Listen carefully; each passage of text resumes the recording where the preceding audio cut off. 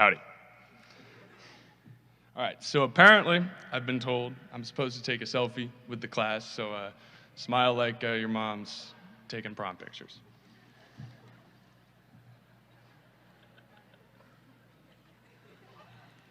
All right, hopefully all you guys are in that.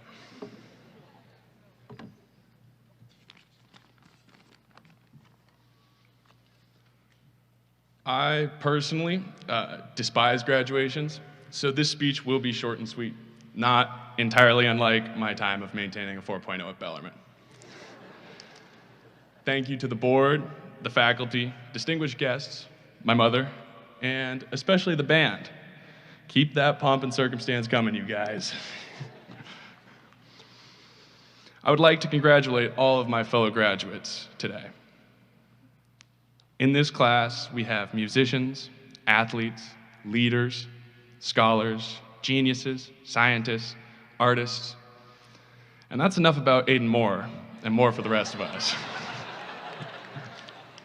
High school is really hard, sometimes awful, and occasionally unbearable, and everybody here today made it through. Our journey has been one of a kind. We have shown so much strength as a class. I think an example of our grit and determination was evident in coming back to school in person. In fact, men made it to the moon with the same amount of technological power as an iPhone. Ernest Shackleton survived 497 days alone at sea. And a group of students successfully did a year online of Zoom with Miss Bernards. That is true grit. I love you, Miss Bernards. You're the best CP teacher ever. Coming back to in-person school from the pandemic, many of us expressed fears about our safety when it came to health.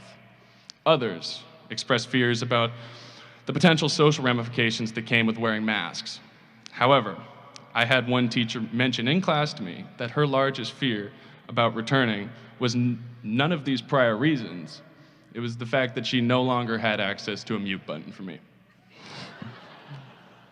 I would like to thank the faculty for all you have done, especially during the pandemic.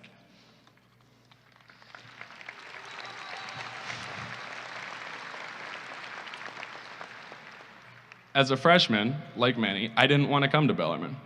I'd gone to public school my whole life. I had a great group of friends who I was leaving. And the first few weeks at Bellarmine were really hard. And one day, Father Jerry gave me a button with such a simple and powerful message that resonates with me to this day. It read, "You are loved." No matter how much trouble I got into, however high the highs were, low the lows were, I always knew that was the case. I was loved. And every student in this graduating today knows that too. Wherever we go in life as graduates, we can continue spreading that love. Whether that love comes from being a mother, father, sister, brother, friend, family member, or mentor, whether it comes from a smile to someone walking by, not like a creepy, like hide your kid smile, but like a kind, nurturing smile. We all know. In this graduating class, there will be millionaires, professional athletes, Ivy League graduates, doctors, mechanics, teachers, everything in between. Society will do its best to divide us, dividing us by race, political beliefs, creed, financial status, looks, in as many different ways as possible. I call all of us to rise up above that division, to understand that we are all brothers and sisters and all have one last name, beings.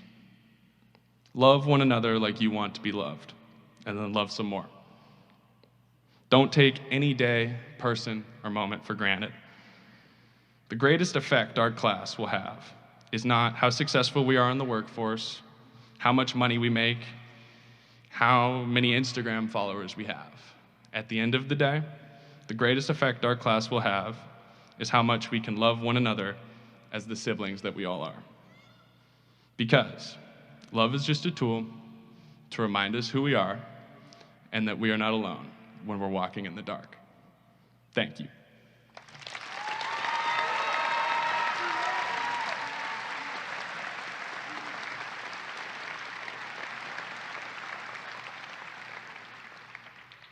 Our next speaker whose, if speech time correlated to amount of time maintaining a 4.0 at Bellarmine, we would be here until midnight, is our valedictorian, Joey Vaughn.